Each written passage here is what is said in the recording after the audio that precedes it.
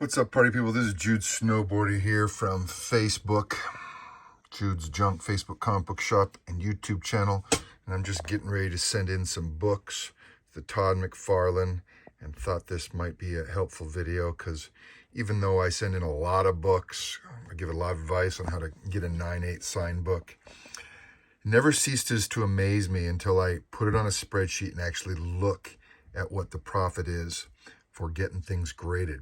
So I assumed all the big books would get the highest profit. But check this out. And then I separate these out so these can all be Spider-Man labels.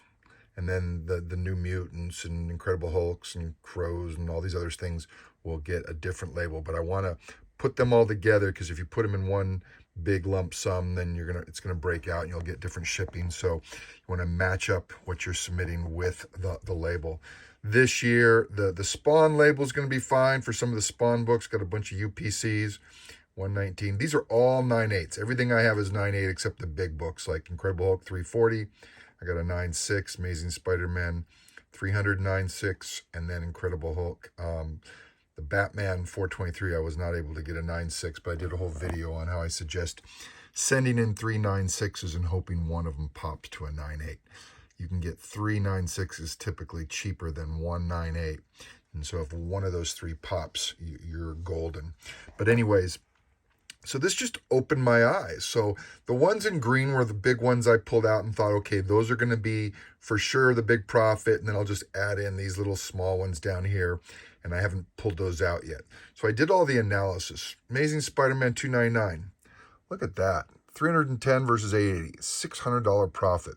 Now, is someone going to buy it for that amount? Probably not. But still, if it's $200 to grade and press, then I'm looking for at least a $300 bump. Check out the Amazing Spider-Man 309.6. Blue label 780. Last sale of a signed one was 1,000. That's only 220. Now, is it worth it to try to get it bumped to a 9.8? Yes. It might break even, though, if I keeps a 9.6, and if I lose a grade, I'm out a bunch. But what I thought was interesting is I have this ASM 300 Canadian one, and I just assumed that would be a great one to send in. But $350 for the Canadian, last sale was $500. It wouldn't even cover the cost. Now, granted, is that going to be future sales? No, there's some variability in there. But even if it went up $100, that's $250. You're maybe making $50 profit. Maybe not a good one to send in. Amazing Spider-Man 306. I figured that was a hot book to send in. It's not bad, 180 to 459, 279. But I was kind of hoping to break that 300 threshold. But that's close enough to 300. And I like that book, so I'll be happy if it doesn't sell. Okay, Spider-Man 1. Okay, this is a cheap book, right? $84 versus $320. $236. Could that drop a little bit with a bunch of inventory coming out? You got to also consider that when all these books comes out, these inventories are going to drop. So you might have to wait on hold for a while for the prices to get back up because there's going to be a flood of inventory, supply and demand. So anyone, a Spider-Man 1, I'll probably send it in because it's always good to have one. I'm going to check my inventory, make sure I don't have one. I think I sold all my Spider-Man 1s signed. Everybody wants one of those. How about a Spider-Man 1 newsstand? That was only $250. Still, those will sell. Even if it's a $50 profit, maybe $70 profit. Maybe I throw it in with some big buyers that just want some big books, but they want this as a kicker. So this might be what I call a loss leader. That True Believer, though, look at that. That's 2017. $150, $450 for the last signed one. That's a $300 profit. That kind of surprised me. Spider-Man 13s, look at that. $80 books selling for almost $500. That's a big profit for a cheap book. Not sure why, but I'm definitely going to say it. Marvel Age 90. Look at that, a $400 profit. Marvel Age 90. It's a relatively cheap book, so that's going to go for sure. I thought this Amazing Spider-Man Skating on Thin Ice Canadian, but the last blue label was $74, and I think the last signed one sold for like $200.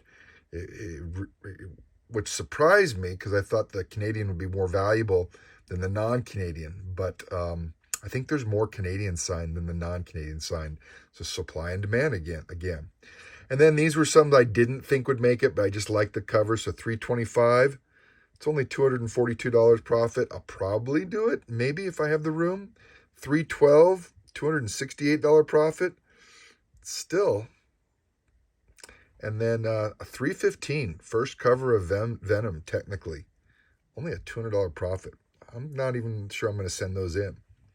And then I pulled up my Marvel Tales, and I just assumed those would be smaller profits. So that's why I didn't dig them all out. But look at that. These are relatively cheap books. 500, 600, 400, 700. So maybe the supply on these is really low, and that's why. But I'm going to definitely send in sin. So what I did is I put together a box with one of those bubble labels that CGC sends, and it's going to hold 10 books. So where do I got? I got 1, 2, 3, 4, 5, 6, 7, 8, 9, 10, 11. And then I got these two coming in.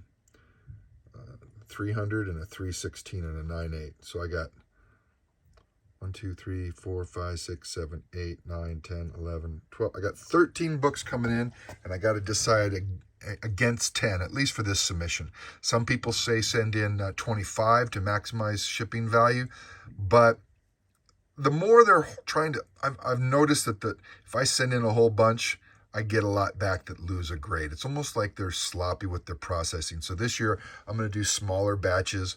Maybe they'll handle it a little bit better than, a 30-book batch or something crazy like that. So I'm doing smaller batches. This is all going to be ASM, and then I'm going to do a 10 batch of non-ASM, Hulks, Batmans, Conans, Crows, Detective Comics, Daredevils, and then I'm going to do a batch of Spawn. So I'm looking at about 30 that I'm going to probably do. Yeah, and 30 times 200. That's $6,000. Yeah, it's expensive, but these sell. So anyways, if that's helpful, put it down, measure it. If you're trying to decide what to send in, of course you can send in what you want. People can always do that. But if you have a whole bunch that you're wanting to send in, this is just how I do a little compare and contrast and decide which ones to send in. Happy hunting, guys.